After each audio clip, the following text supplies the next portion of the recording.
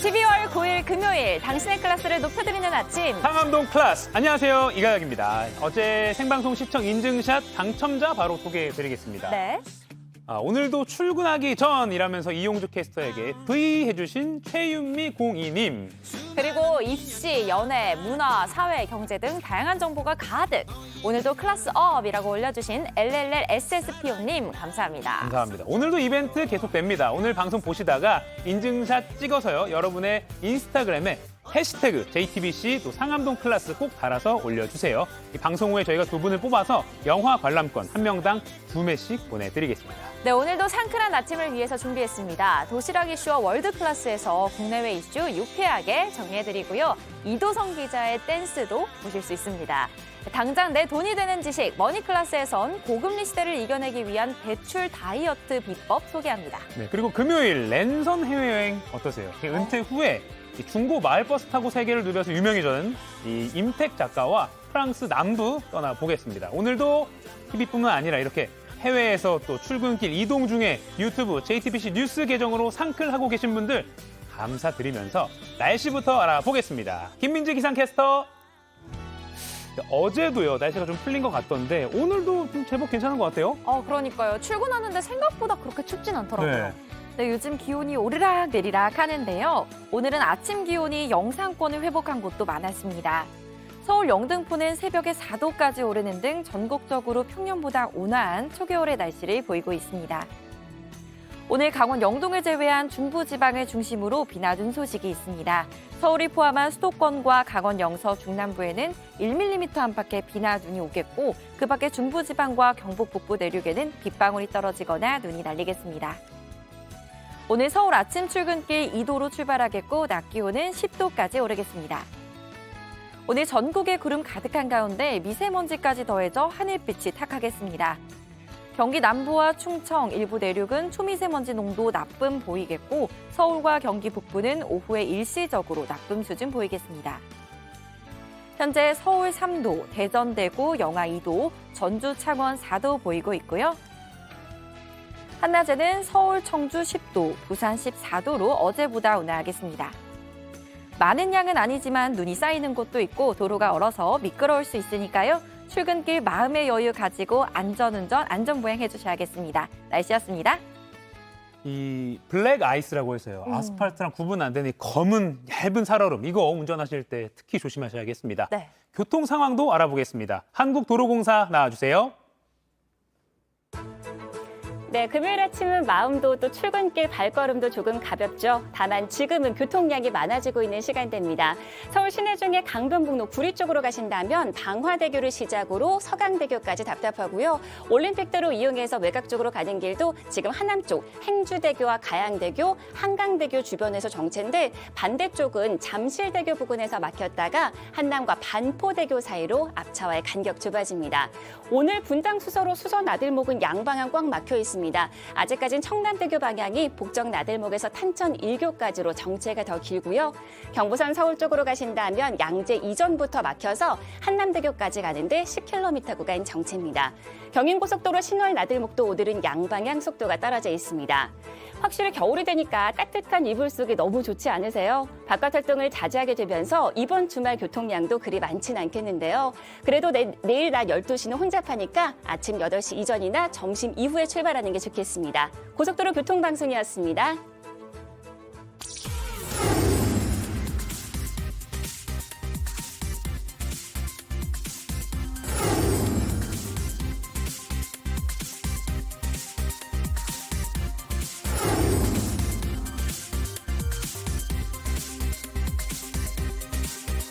여러분이 보였던 톤 저도 보이겠습니다.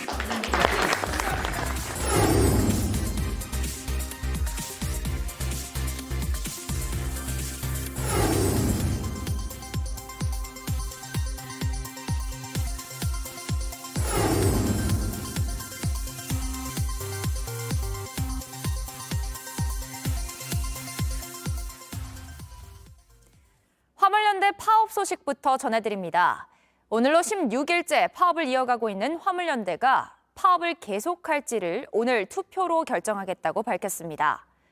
파업 참여 인원이 갈수록 줄어드는 상황에서 민주당이 화물연대 요구가 아닌 안전운임제를 3년 연장하자는 정부와 여당 제안을 수용하면서 파업을 이어갈 동력을 잃은 게 아니냐는 분석이 나옵니다. 첫 소식 오원석 기자입니다.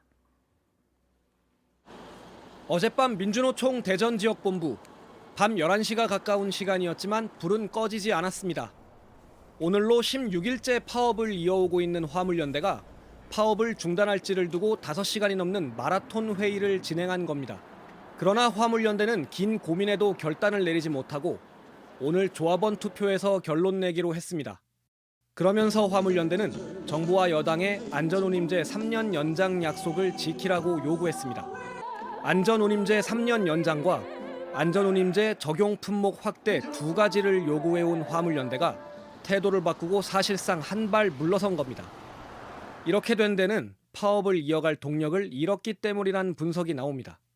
민주당이 정부와 여당의 제안인 안전운임제 3년 연장안을 수용했고 안전운임제 지속과 경제적 피해 최소화를 위해 정부 여당의 3년 연장안을 수용하겠습니다. 지난달 24일 출정식 당시 9,600명이었던 파업 인원도 보름 넘는 시간이 지나는 동안 3분의 1 수준으로 줄었습니다.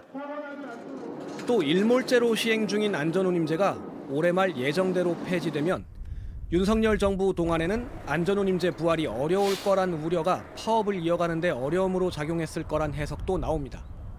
다만 화물연대는 투표 결과가 파업 중단으로 결론 나더라도 안전운임제 품목 확대 논의는 이어가야 한다고 주장했습니다. JTBC 오원석입니다. 제각각이었던 우리나라의 나이 계산법을 만 나이로 통일시키는 법안이 국회를 통과했습니다. 유예기간을 거쳐서 내년 6월부터 시행될 예정인데요. 일단 세는 나이보다는 조금씩 젊어지게 됐고 복잡한 나이 계산법도 단순해졌지만 같은 반 교실 안에 형, 동생이 생길 수 있게 됐습니다. 뭐가 어떻게 달라지는지, 문제점은 없는지 이지혜 기자가 짚어드립니다. 우리나라는 나이 계산법이 3가지나 됩니다. 평소엔 세는 나이를 쓰지만 사법행정 분야는 만 나이, 일부 법률은 연 나이를 사용하면서 혼선이 적지 않았습니다. 그래서 이번에 법을 고쳐 국제적으로 통용되는 만 나이로 통일시켰습니다. 바뀐 법이 시행되는 내년 6월부턴 태어난 해엔 0살, 이후엔 생일을 기준으로 나이를 따지게 됩니다. 돌 이전에는 개월수로 나이를 표시합니다. 지금까지는 코로나19 백신을 30살부터 맞을 수 있는데 이게 만 나이냐 아니냐를 두고 논란이 있었습니다. 감기약을 먹을 때 예를 들어 12살 미만은 적정 용량이 20ml라면 만 나이인지가 분명하지 않았는데 이런 혼선은 어느 정도 정리될 전망입니다. 하지만 대대로 써왔던 우리식 세는 나이가 사라지면서 예상치 못한 부작용이 나타날 수 있다는 우려도 나옵니다. 성인 중에 과거 빠른 년생으로 학교에 일찍 입학한 경우 동기 동창 사이에 호칭 문제가 생길 수 있습니다. 지금 학생들에겐 같은 반 친구 사이에 나이가 달라지는 일도 벌어지게 됩니다. 나이와 서열을 따지는 우리 사회 일부 분위기 때문에 대인관계에도 영향을 받을 수 있다는 지적입니다. 다만 앞으로 꼭 만 나이만 쓰는 것은 아닙니다. 생일과 상관없이 새해 1월 1일부터 한 살을 더 먹는 연 나이는 일부 법률에서 그대로 씁니다. 병역법과 청소년 보호법, 초중등 교육법이 대표적입니다. 입대하는 나이, 술, 담배를 살 수 있는 나이, 초중등학교 입학하는 나이는 달라지지 않습니다. 정부는 이런 경우도 만 나이로 통일시킬지는 사회적 논의를 거쳐 결정하겠다는 입장입니다. JTBC 이지혜입니다. 이란에서는 히잡을 제대로 쓰지 않았다는 이유로 체포된 여성이 경찰서에서 의문사한 사건으로 촉발된 반정부 시위가 3달 가까이 이어지고 있죠. 이런 와중에 반정부 시위에 참여해 유죄 판결을 받은 남성의 사형이 집행됐습니다. 반정부 시위에 관련 자료는 처음 있는 일인데 국제사회가 곧바로 이란 정부를 비난하고 나섰습니다. 이주찬 기자입니다. 사형에 집행된 남성은 23살 청년 모센 셰카리입니다. 셰카리는 지난 9월 테헤란의 한 도로를 점거하고 보안군에게 흉기를 휘둘러 다치게 한 혐의로 사형이 선고됐습니다.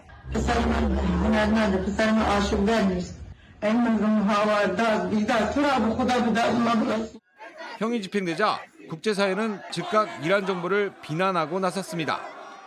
유럽연합 EU 대외관계청은 성명을 내고 이란의 사형 집행 중지와 함께 전면 폐지를 요구하며 표현의 자유와 집회 등의 기본권은 어떤 상황에서도 존중돼야 한다고 촉구했습니다.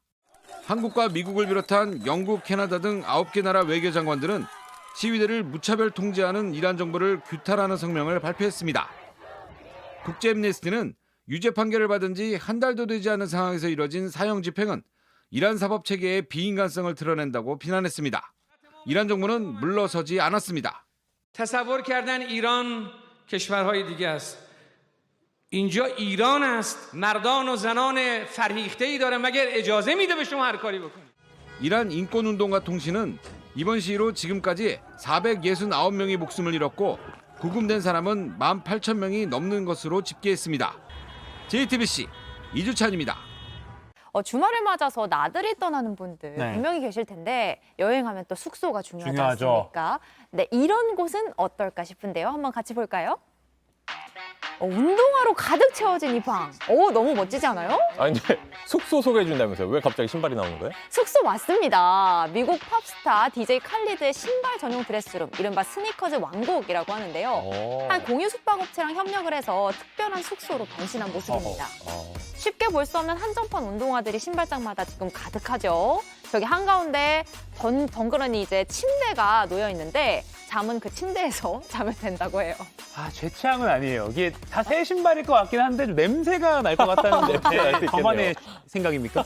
가영 씨는 만약에 저 숙소에 묵을 수 있는 기회가 있다, 거부하실 건가요? 거부하겠습니다. 오! 애들이랑 또 자야 되니까 저는. 근데 여기서 묵겠다고 지금 예약이 정말 치열합니다. 그래요? 숙박비가 1박에 우리 돈으로 15,000원 정도니까. 15,000원이요? 네, 저렴하죠. 갈만한데요? 네, 갈만하죠. 거기다가 수영장이랑 야외 라운지 파티도 즐길 수 있대요. 어때요? 오. 이래도 안 이게 가시겠습니까? 약간 이벤트성으로 싸게 나온 것 같긴 한데. 근데 저는 신발 사실 저게 뭐 한정품 이런 거 같은 건데 저거 없어지면 어떡해요? 구하기 힘든 건데 걱정은 되더라고요.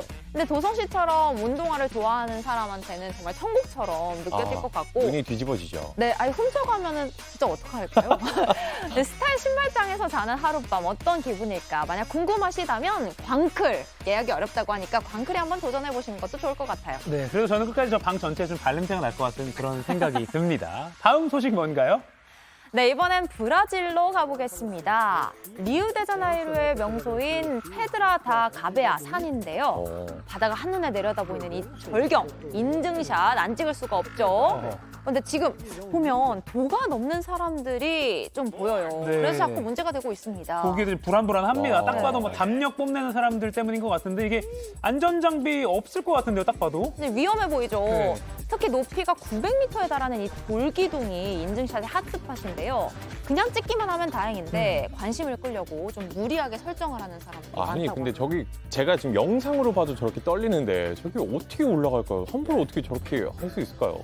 아니 운동신경 뭐 좋은 사람 이런 사람이라도 저렇게 높은 데서 절벽에서 막 점프샷 하고 막 미끄러지기라도 하면은 생각만 해도 네. 무서워요. 고소공포증이 뭐 없어도 무섭고 있는 분은 진짜 얼마나 끔찍하겠어요. 안전장비 있어도 싫어요. 네. 전 못합니다. 저도 못해요. 근데 사실 저 돌기둥의 제일 윗부분이 생각보다는 좀 평평하다고 해요. 보이는 것보다. 네, 그래서 해볼 만하다 이런 의견도 있는데 하지만 사실 산의 날씨가 언제 어떻게 될지 정말 모르고 돌발 상황이 충분히 일어날 수 있기 때문에 조심을 해야 될 것 같습니다.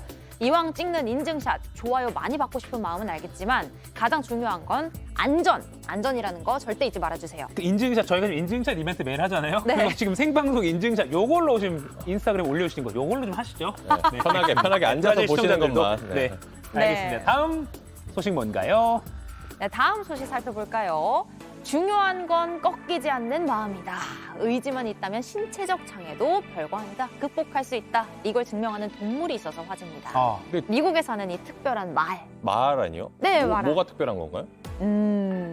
말의 눈을 자세히 보면요. 눈이 없어요. 보이시나요? 감염 때문에 눈을 제거하는 수술을 받았다고 해요. 현재 두 눈이 다 안 보이는 상태인데 그래도 꿋꿋하게 마장 기술을 익혀나가고 있습니다. 이 마장 기술이라고 하면 그냥 달리는 거는 기본이고 코스 장애물도 그쵸, 장애물 뛰어넘잖아요. 묘기를 부려야 되는 건데 눈이 없는데 어떻게 가능할까요? 와 진짜 대단하네요. 대단하죠. 이 말이 그걸 다 한다고 해요. 진짜 뭐든 가장 중요한 건 꺾이지 않는 마음이란 말이 맞는 게 조련사와 교감을 하면서 이 어려운 것들을 다 해내서 이 분야의 신기록도 3개나 세웠다고 합니다. 움직이는 거 보면 도저히 눈먼 말이라고는 믿기지가 않죠. 아니, 근데 방금 근데 펄쩍 뛰고 저기 장애물 넘는 게 다 나오는데 사실 와, 눈이 안 보인다고는 저는 전혀 생각 못 할 것 같아요. 그렇죠. 사실 이렇게 기량이 떨어진 경주마들은 살처분되는 경우가 많다고 하거든요. 조련사가 마술 경기뿐만 아니라 말을 매개로 심리치료도 할 수 있고 또 여러 가지 다른 일들을 할 수 있기 때문에 이런 말들도 활용도가 많다. 이런 거를 좀 알리고 싶었다고 합니다. 말도 훈련의 과정이 참 힘들었을 텐데 그 뜻을 알고 잘 따라준 게 아닌가 싶어요. 그 중요한 건 꺾이지 않는 마음, 중꺾마. 네. 또 마에 말맞자를 써서 말맞자. 이 말이 중꺾마를 보여주는 그러네요. 좀 그럴듯했습니다. 괜찮았나요? 멋있습니다. 네. 멘트로. 이 말 이름을 중꺾마로 해보는 그런데 중꺾마 오늘 반가웠습니다. 이슈? 없슈. 없슈. 오늘 소식도 없습니다. 알겠습니다. 나라박 소식까지 잘 봤고요. 도시락보이 이도성 기자 오늘도 수고 많았습니다. 감사합니다. 또 만나요.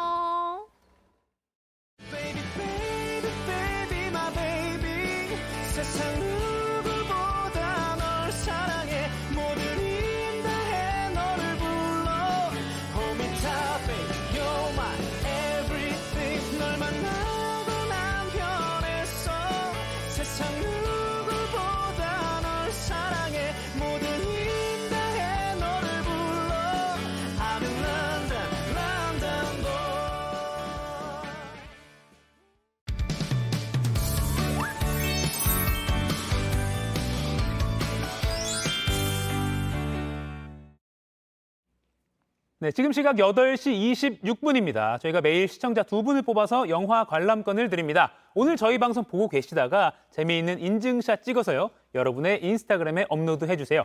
해시태그 JTBC와 또 상암동 클래스 꼭 함께 달아주셔야 합니다. 그럼 당장 내 돈이 되는 지식, 머니클래스. 오늘의 키워드 먼저 보시죠. 대출 다이어트. 올 한 해 금리 참 많이 올랐습니다. 신용대출 금리는 최대 연 10%가 넘는 곳도 있고요.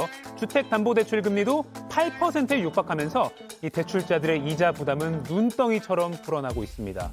대출 갚느라 월급 통장이 월급 텅장, 텅텅 비었다, 텅장이 됐다는 호소가 이어지고 있는데요. 이렇다 보니까 예적금만이 재테크가 아니다. 고금리 시대에는 빚 제대로 갚는 게 최고 재테크다. 이런 말도 나옵니다. 대출 현명하게 갚는 노하우 알아보겠습니다.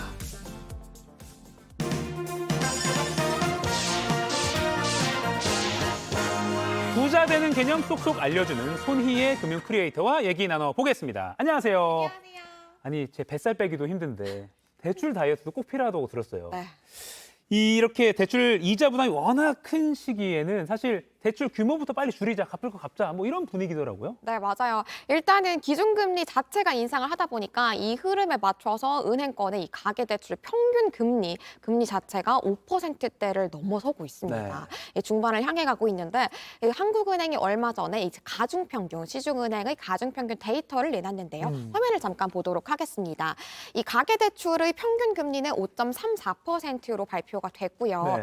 그 중에서도 우리가 주택담보대출은 4.82%, 그리고 신용대출은 7.22%를 기록했다라고 합니다. 올라갔네요. 맞아요. 네, 이런 데이터들 우리가 이제 가계대출 자체에서는 2012년 이후로 가장 높은 데이터고요. 신용대출이 7%를 넘어선 건 2013년 이후로 처음이라고 하니까 우리가 얼마나 빠른 속도로 이렇게 대출 금리가 올라가고 있는지를 확인할 수 있습니다. 네, 근데 이렇게 대출이 많이 올라가게 되면 차주들의 부담이 커질 수밖에 없잖아요. 그렇죠. 네, 그러니까 우리 이자 부담을 좀 줄이기 위해서는 갚는 방법밖에 없다라고 해서 많은 분들이 이 대출의 규모를 좀 줄여 나가고 계십니다. 우리가 지난달 기준으로 이제 5대 시중은행의 데이터를 좀 보면 총 잔액, 대출의 총 잔액이 690억 원을 조금 넘거든요. 690조 원을 조금 넘는데요. 지난해 기준으로는 700조 원이 넘었었기 때문에 얼마나 많은 분들이 얼마나 많은 금액의 대출 규모를 줄여가고 있는지를 확인할 수 있는 데이터라고 볼 수 있겠어요. 693조에서 700조가 넘었는데 693조로 많이 줄였네요. 맞아요. 이렇게 이자 부담이 커지다 보니까 정부가 이제 은행들한테 너네 이자 부담 주게 하지 마 이렇게 뭐 경고도 했다고 들었는데요. 맞아요. 금융위원회랑 금융감독원에서는 은행들이 대출 금리를 얼마나 많이 올리고 있는지 그리고 예금 금리는 어떻게 정하고 있는지를 주 단위로 모니터링을 하고 있습니다. 그래서 이런 모니터링에 따라서 최근에 예금 금리도 굉장히 많이 올랐잖아요. 그래서 일단 예금 금리를 많이 올리는 것도 지나친 경쟁이 될 수 있기 때문에 이 예금 금리 올리는 것 자제해라라고 인상을 자제해라라고 권고를 했었습니다. 그럼 이제 예금 금리가 좀 잡혔다 싶으니까 이번에는 대출 금리다. 대출 금리도 너무 많이 올리지 말아라라고 권고를 한 거죠. 아하. 그렇기 때문에 대출 금리가 올리는 게 좀 주춤하고 있기는 하지만 사실 이 흐름이 연말 이후에도 계속될지는 좀 의문이 되고 있어요. 왜냐하면 미국에서는 이 임금 상승에 대한 니즈 요구가 계속되고 있기 때문에 결국은 기준금리가 5%대까지 갈 수도 있다라는 얘기가 나오기 때문에 이 기준금리는 올라가는데 대출금리가 언제까지 안 올라갈 수 있겠느냐라고 얘기가 나오고 있는 거죠. 정부가 경고했더라도 은행들이 눈치 보다가 미국 기준금리 뭐 핑계를 삼아서 올릴 수도 맞아요. 있는 것이고요. 그렇죠. 그렇군요. 이제 오늘 갚아야 할 빚을 내일로 미루지 말자 이런 말까지 나오고 있더라고요. 근데 다이어트 할 때도 보통 무슨 뭐 팔 운동 먼저 하고 뭐 순서가 있잖아요. 맞아요. 대출 갚을 때도 순서가 있다면서요. 맞아요. 그러니까 우리가 다이어트 할 때 나의 몸 상태를 쭉 봐야 되는 것처럼 대출을 갚기 전에도 내가 대출 현황이 어떻게 되는지를 먼저 쭉 한번 봐주셔야 되는데요. 이 현황이라 하면 대출은 몇 개를 받았는지 그리고 금액대는 어떻게 되는지 그리고 만기까지는 얼만큼 남았는지 이런 것들을 쭉 봐주시는 게 나 자신을 먼저 알아야 되군요. 맞아요. 어허. 그래서 우리가 화면을 보면서 대출 갚는 순서를 한번 보도록 하겠습니다. 네. 이 대출 갚는 순서 첫 번째라고 하면요. 우선 금리가 높고 중도상환 수수료가 없는 대출부터 가장 먼저 갚아주시는 게 좋습니다. 이제 금융권의 순서에 따라서 순서도 정해볼 수 있는데요. 가장 먼저 4금융권, 그리고 2금융권, 1금융권 이 순서대로 갚아 나가주시는 게 좋습니다. 그러니까 우리가 특히나 이 대출들도 종류가 많은데 가령 레버리지 효과가 있는 주택담보대출 같은 경우에는 좀 후순위로 미뤄도 괜찮을 것 같아요. 레버리지 효과도 있고 상대적으로 다른 대출들에 비해서는 금리도 낮기 때문에 그런 거고요. 두 번째로는 우리가 만약에 연체된 내역이 있다면 연체 내역 중에서도 오래된 연체 대출부터 먼저 갚아주시는 게 좋습니다. 아하. 이 연체 내역 같은 경우에는 기간이 오래되면 오래될수록 신용 점수에도 악영향을 미치고 그리고 우리가 데이터가 남아있는 기간도 오래되면 오래될수록 더 오랫동안 사라지지 않거든요. 그렇기 때문에 연체된 것 중에서는 오래된 것 먼저 갚아주시는 게 좋고요. 그리고 세 번째로 만약에 내가 갖고 있는 대출 중에서 이 상환 기간들이 좀 다 다르다면 그 중에서도 상환 기일이 가장 빠른 걸 갚아주시는 게 좋습니다. 바쁘다 보면 결국 우리가 이제 이자 상환하는 걸 아주 가끔 놓칠 수도 있잖아요. 그런데 이렇게 연체가 되면은 결국은 가중금리, 가산금리가 붙기 때문에 연체는 최대한 하지 않도록 노력하는 게 좋겠습니다. 네, 요 아까 그래픽은 이따 유튜브로도 다시 보시면서 캡처 딱 해놨다가 체크 한번 해보시면 좋을 것 같아요. 맞아요. 너무 좋을 것 같아요. 알겠습니다. 그리고 대출 갚는 방식도 다양하잖아요. 뭐 이렇게 뭐 원리금 그다음에 뭐 이자 뭐 잘 모르겠지만 네, 그거 잘 따져봐야 된다고 하는데요. 아, 맞아요. 우리가 이제 상환하는 방식은 크게 세 가지로 나눠볼 수 있을 것 같은데요. 첫 번째는 원금 균등 분할 상환, 그리고 원리금 균등 분할 상환, 그리고 만기 일시 상환 이렇게 세 가지로 나눠볼 수 있겠습니다. 이렇게 화면으로 잘 준비를 해주셨는데요. 우선 원금 균등 분할 상환으로는 이 단어 그 자체처럼 원금을 매달 균일하게 갚아 나가는데 그에 따라서 이자는 이 총액에 대해서 매겨지는 거기 때문에 원금을 가면 갈수록 갚아갈수록 이자가 줄어드는 거고요. 그리고 원리금 균등 분할 상환은 원금과 이자를 합친 금액을 매달 동일하게 갚아 나가는 겁니다. 근데 화면에서처럼 비율은 조금씩 달라져요. 원금은 가면 갈수록 많이 갚아가고 근데 이자는 가면 갈수록 적게 납부를 할 수 있는 겁니다. 그리고 마지막으로 만기 일시 상환은 이름 그대로 만기할 때 일시적으로 한 번만 원금을 갚는 건데 대신에 이자의 금액 자체가 굉장히 크기 때문에 최대한 선택하지 않으시는 게 좋겠습니다. 그러면 지금 이 세 개의 방식 중에서는 지금 같은 고금리 시대에는 뭘 좀 선택해야 되나요? 요즘처럼 실질 금리가 급격하게 많이 올라갈 때는 이자 부담을 줄일 수 있는 방법을 선택하는 게 좋잖아요. 그게 바로 원금 균등 분할 상환이라고 볼 수 있을 것 같아요. 첫 번째 거 아까. 맞습니다. 계산을 한번 쭉 해봤는데요. 이렇게 데이터에 따라서 보시는 것처럼 총 대출 이자 이렇게까지 차이가 많이 납니다.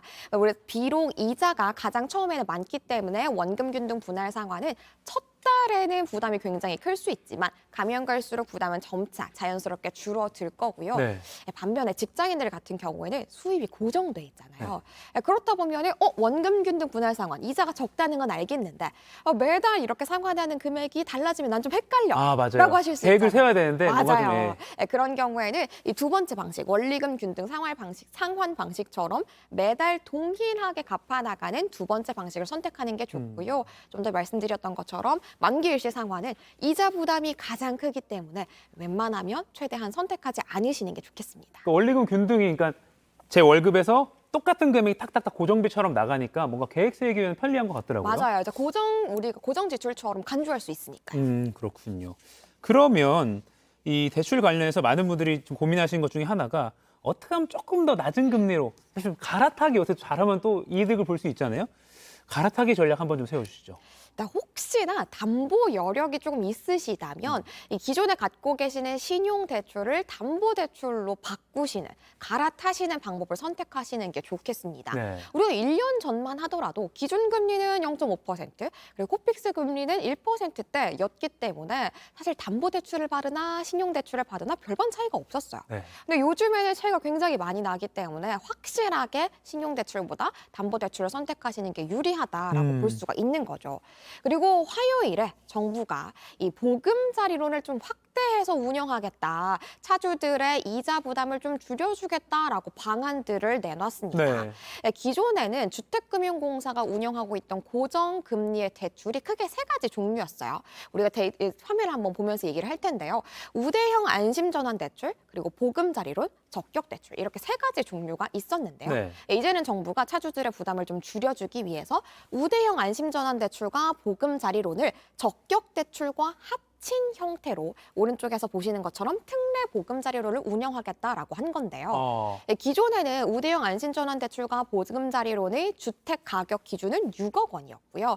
바뀐 것은 9억 원으로 확대되고 대출 한도도 3억 6천만 원까지만 가능했었는데 5억 원까지 대출을 해주겠다라고 한 거고요. 그리고 가장 중요한 건 기존에는 소득 한도 2 이상 버시는 분들은 대출 받을 수 없으세요? 라는 기준이 있었는데 이 특례 보금자리론으로 바뀌면서는 소득 한도를 없애겠다라고 한 거예요. 네. 너무 감사하게도 이렇게 좀 늘려주신 건데 다만 이 특례 보금자리론은 1년 동안 내년 한 해 동안만 한시적으로 이용할 수 있는 제도라고 합니다. 이거 특례 보금자리로 내년부터 시작하니까 좀 지금부터 계획을 좀 세워놓고 빌릴 좀 플랜을 좀 짜야겠네요. 네, 맞아요. 알겠습니다. 머니클래스 손희애 금융 크리에이터와 이야기 나눠봤습니다. 고맙습니다. 감사합니다.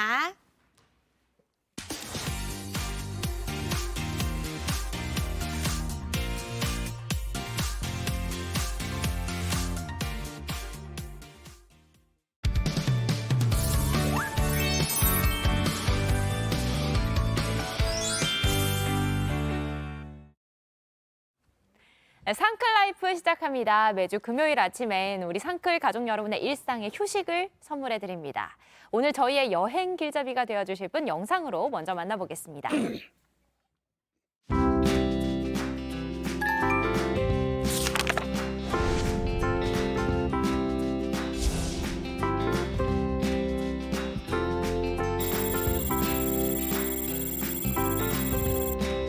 Tiene que seguir hacia el norte.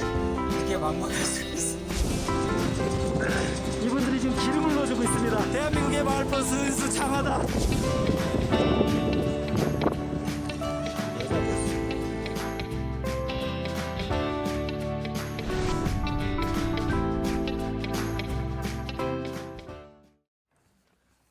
네, 한국의 돈키호테 임택 여행 작가 모셨습니다. 안녕하세요. 안녕하세요. 네, 안녕하십니까. 예, 이미 많은 분들이 알고 계실 것 같아요.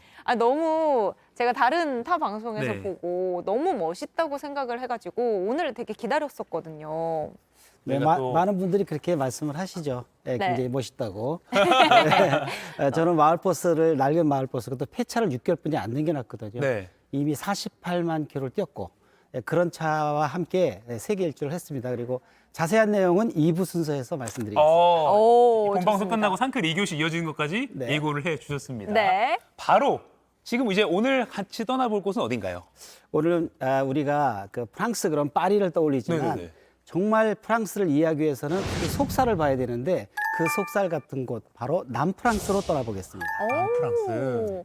아, 근데 프랑스 하면 보통 뭐 파리를 제일 많이 떠올리는데 남프랑스를 택한 이유가 있을까요? 그러니까 우리나라도 보면은 이제 외국에서 그 관광을 오면은 서울도 보지만 네. 저 전라남도나 경상남도 이런 데 가면 해안과 멋있는 풍광 이런 거 볼 수 있잖아요. 네네. 바로 그런 곳이 남프랑스입니다. 그럼 직접 다녀오신 그 그렇습니다. 내용으로 직접 찍으신 사진 오늘 보는 거죠? 맞습니다. 네, 알겠습니다. 이번 프로방스 여행 뭘 타고 여행하셨습니까? 또 마을버스 저거 이제 보통들 그렇게 말씀하시는데요. 네. 그 이번에는 그게 아니고 파리에서 비행기로 내려서 파리에서 렌터카, 저기 앞에 보이시죠? 네. 저 렌터카를 타고 12일 동안 남프랑스 여행을 했습니다. 이 렌터카에는 이름을 안 지어주셨나요? 렌터카에는 이름을 지어주진 않았습니다만은 그 렌터카가 굉장히 싸요. 우리나라보다도 싸다고 보면 되겠습니다. 네. 일주일을 빌렸는데 36만 원을 줬으니까 이제 한 가족이 가시면 이 렌터카를 빌리는 것도 굉장히 좋다고 생각해요. 일단 자유롭잖아요. 그리고 자기가 직접 일정을 네. 뭐 대중교통 구애받지 맞습니다. 않아도 되니까. 네, 가다가 좋은 거 보면 쓰고 또 더 놀고 싶으면 더 놀고 뭐 그리고 이제 기동성이 좋잖아요. 네. 마음대로 갈 수 있는 곳입니다. 지금 이게 아마 남프랑스 여행 영상인 것 같은데 네. 이 프로방스 여행은 어디서부터 시작을 하면 좋아요? 그러니까 이제 파리에서 이 프랑스가 굉장히 큰 나라거든요. 그래서 파리에서부터 차를 렌터해가지고 가면 너무 멀어요. 네. 그래서 일단 남프랑스의 중요 도시 니스까지는 기차로 떠나고 거기에서부터 이제 그 렌터카를 빌리면 굉장히 효율적입니다. 네, 그렇군요. 그래서 처음에 시작한 지점이 해안 쪽이라고 들었어요. 그렇습니다. 어딘가요? 아무래도 이 지중해에 있는 펼쳐진 곳이 남프랑스이니까 그 남프랑스의 주요 도시인 이제 여러 도시들이 굉장히 많습니다. 네. 그 중에서도 저는 어디를 가면 일단 그 지역의 가장 높은 곳으로 올라가거든요. 그 높은 요새와 같은 곳에 있는 그런 마을 에즈로 먼저 올라가 보겠습니다. 에즈? 네. 지금 처음 들어보실 거예요. 처음 들어봤어요. 지도가 나갔는데 사실 좀 생소해요. 어떤 곳인가요? 저기는 이제 별명이 하나 있는데 독수리의 둥지라는 그런 별명을 가지고 있어요. 네. 그런데 이곳에 가면은 아주 아기자기한 골목들, 아주 굉장히 한 줌에 줘도 다 질 수 있을 정도의 작은 공간인데 그 안에 이 프랑스의 모든 멋이 다 있습니다. 골목마다 저렇게 기념품 가게도 많고요. 그다음에 이제 그 안에 맛집도 있고 심지어 호텔마저 있습니다. 진짜요? 예, 근데 크기는 아주 굉장히 작은 그런 우리나라의 뭐 시골 마을보다도 작은 그런 공간이거든요. 그럼 다리 아플 때 가도 좋겠네요. 많이 안 돌아다녀도 되니까. 네, 거기는 또 뭐 여기저기 기웃거릴 필요가 없이 저런 계단과 골목을 따라서 가다 보면 그 마을을 다 보게 되는데요. 네, 저렇게 사람들이 가득 모여가지고 저게 카페인가요? 네, 카페입니다. 전망도 좋고요. 남프랑스의 접한 그 바다가 지중해잖아요. 네. 그냥 지중해를 한눈에 쫙 보는 거고 그 위에 올라가서 내려다보면 작은 포구가 있는데 여기가 독수리의 둥지라는 이름을 가졌잖아요. 네네네. 독수리가 입을 딱 벌리고 뭘 낚아채는 듯한 네. 그러한 포구가 보여요. 멋집니다. 이 꼭대기까지 이제 올라가셨던 것 같아요. 꼭대기에 또 뭐가 있나요? 그 꼭대기에 올라가면 물도 한 방울 나지 않는 곳에 세계에서 온 각종 선인장들의 그런 식물원이 있습니다. 지금 이 장면인가요? 네, 지금 저기 보이는데요. 네. 정말 희한한 것은 저기 바로 밑에 폭포가 있다는 거예요. 천연 폭포. 물이 있다는 거죠. 그 물이 어디에서 오는지 모르겠지만 저 바로 밑에 폭포가 있습니다. 저 물로 인해서 저 식물들이 다 가꾸어지고 있는 거죠. 와, 너무 멋집니다. 이 에즈와 함께 찾아가 보면 좋을 또 가까운 도시 있어요? 네, 에즈는 바로 그 니스의 옆에 붙어 있는 거거든요. 니스 그러면 여러분 다 아시지 않습니까? 요새 좀 신혼여행으로도 많이 가더라고요. 그렇습니다. 네네. 저기는 그 해안으로 유명하죠.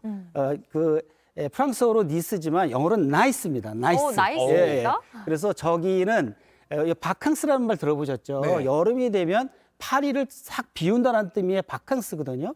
그 파리를 비운 사람들이 다 저기 가서 누워 있습니다. 한 달 동안 내내 누워 있는 거죠.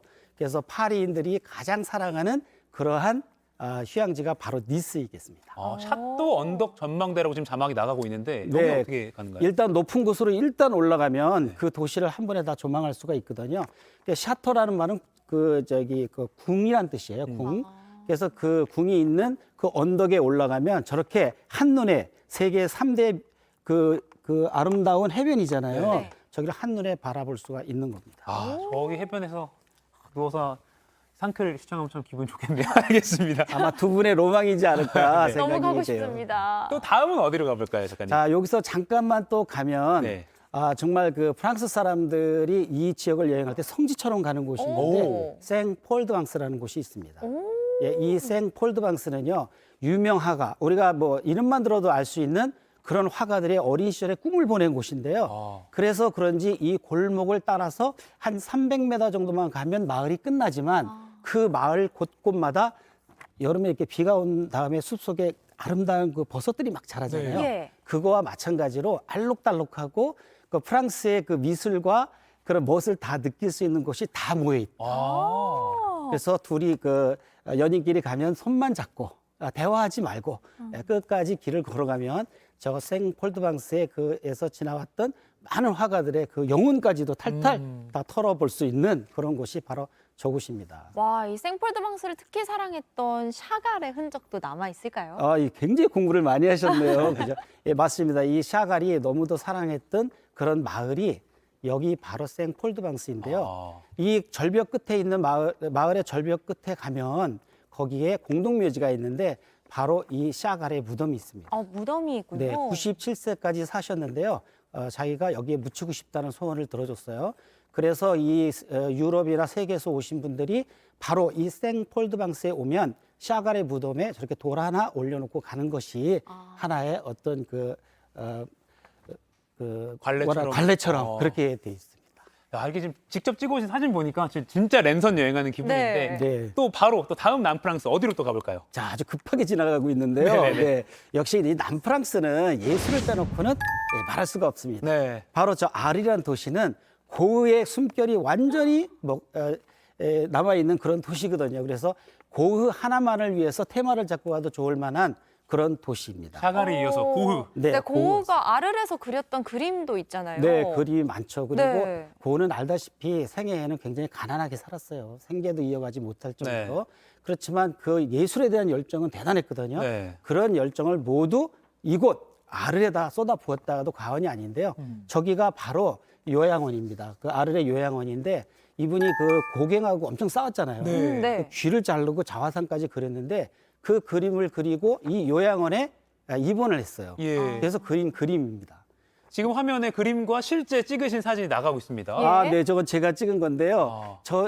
주로 보면은 색감이 노란색이 이렇게 많이 나오잖아요. 네. 그래서 이 고흐는 그 노란색을 중점적으로 테마로 해서 그렸던 그림 같아요. 근데 저 그 요양원은요, 지금 어디로 다 들어갈 수가 있어요. 그리고 입장료가 없습니다. 입장료가 없고, 저기 들어가면 고흐의 모든 그림을 엽서로 다 볼 수가 있기 때문에 그쵸. 아르를 가시면 고흐를 생각하시다면 저기를 먼저 가시는 게 좋지 않을까. 이렇게 딱 비교하면서 여기가 네. 여기네 이런 재미도 또 있을 것 같은데요. 맞습니다. 네. 근데 또 이 아르리 네. 카페 그림 그게 네, 유명하잖아요. 밤에 반고흐의 카페 테라스라고 하는 아주 유명한 그림이 있죠. 네, 아마 고흐의 그림 중에서 최고가 아닐까. 그런 정도로 저기 보이는 저희가 실제로 그림에 실제. 나오는 그 테라스입니다. 어. 사람들이 저기에서 지금도 먹고 즐기고 문화재로 지정된 게 아니라 자기들이 즐기는 장소로 아직까지 있는데요. 네. 저 밤에 카페 테라스라고 하는 저 하늘을 한번 보십시오. 아이고. 노란색과 푸른색이 대비돼 가지고 굉장히 아름다움을 자아내고 있는데요. 왠지 나무도 지금 그대로 있는 것 같아요. 화면 끝에 보면. 네, 맞습니다. 네, 노란 다 그대로 천막도 있습니다. 그렇고요. 네. 와, 근데 이게 그림이 워낙 유명한 건데.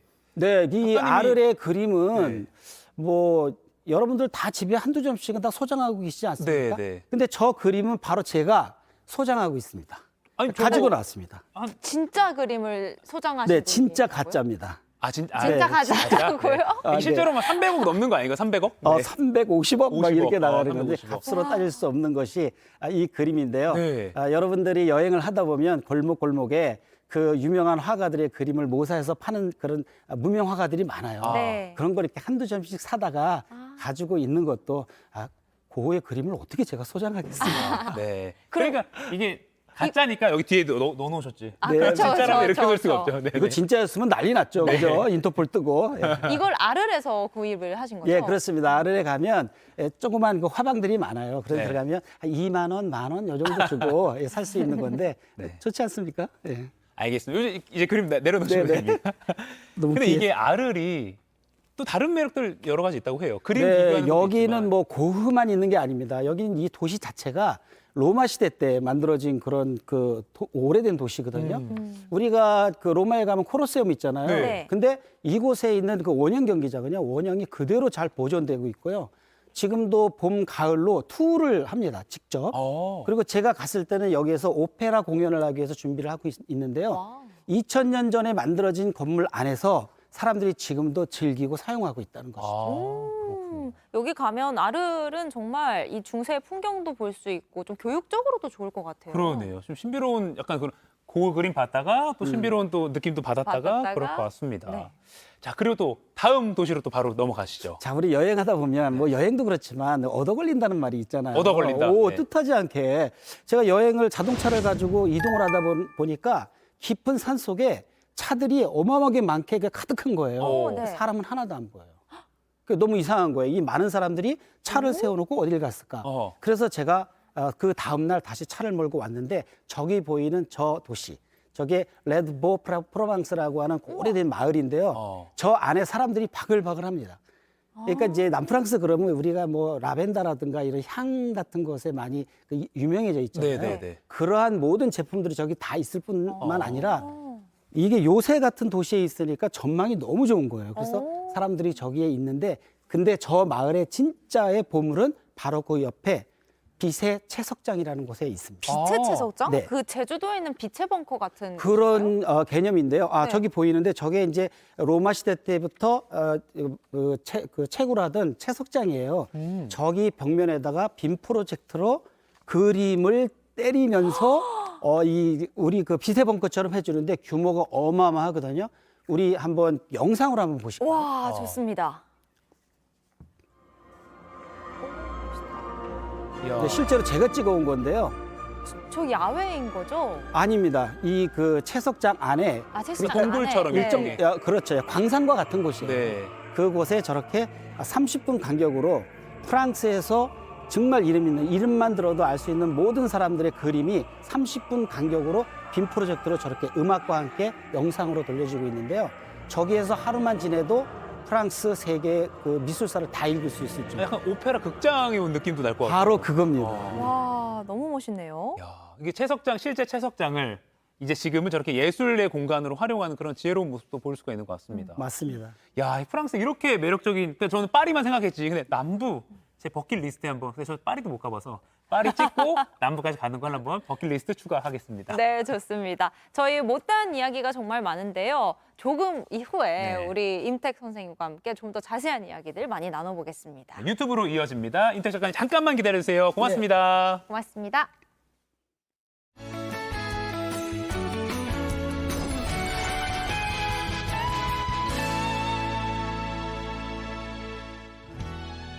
큰 추위 없이 한 주가 지나가고 벌써 주말이 다가왔습니다. 오늘도 평년보다 온화한 초겨울 날씨 보이겠는데요. 오늘 아침 서울 영등포의 수온지는 4도까지 오르기도 했습니다. 강원 영동을 제외한 중부지방을 중심으로 비나 눈 소식이 있습니다. 서울을 포함한 수도권과 강원 영서 중남부에는 1mm 안팎의 비나 눈이 오겠고 그 밖에 중부지방과 경북 북부 내륙에는 빗방울이 떨어지거나 눈이 날리겠습니다. 하지만 비와 눈의 양이 많지 않아서 건조함이 완화되진 않겠습니다. 동해안과 일부 남부지방을 중심으로 계속해서 건조특보가 이어지겠고 강원 영동 평지는 건조경보까지 내려져서 대기가 무척 건조하겠습니다. 오늘 전국에 구름 가득하고 미세먼지까지 더해져서 공기도 탁하겠습니다. 경기 남부와 충청, 일부 내륙은 초미세먼지 농도 나쁨 보이겠고 서울과 경기 북부는 오후에 일시적으로 나쁨 수준 예상됩니다. 현재 서울 3도, 광주, 창원 4도 머물고 있고요. 한낮에는 서울 10도, 광주, 창원, 대구 12도, 부산 14도까지 오르겠습니다. 주말부터는 기온이 조금 떨어지겠습니다. 내일은 늦은 밤 전라 서해안과 제주도에 비가 오겠고요. 모레는 강원 영동과 경북 동해안에 비나 눈이 오겠습니다. 날씨였습니다. 네, 상암동 클래스 오늘은 여기까지입니다. 주말이 오는 게 왜 이렇게 아쉬울까요? 그러니까요. 상클 없는 주말 여러분 많이 그리울 거예요. 네, 주말 좀 기다리긴 했잖아요. 그렇긴 합니다. 우리 시청자 여러분 한 주 동안 모두 고생 많으셨습니다. 주말에 여유롭고 의미 있게 휴식 잘 취하시길 바라고요. 저희는 다음 주 월요일에 8시에 어김없이 찾아뵙겠습니다. 네, 상클과 함께라면 월요일이 두렵지 않다. 다음 주에도 저희가 여러분의 활력소가 되어드릴게요. 그런데 마무리하기 전에 오늘 유튜브에서 이어지는 상클 2교시 하는 날인 거 아시죠? 50대 여행 작가로 변신한 임택 여행 작가의 인생 이야기까지 들어볼 테니까요. 지금 화면에 보이는 이 QR코드 찍고 들어오셔서 댓글과 질문 많이 남겨주세요. 네, 그럼 오늘도 상클하세요.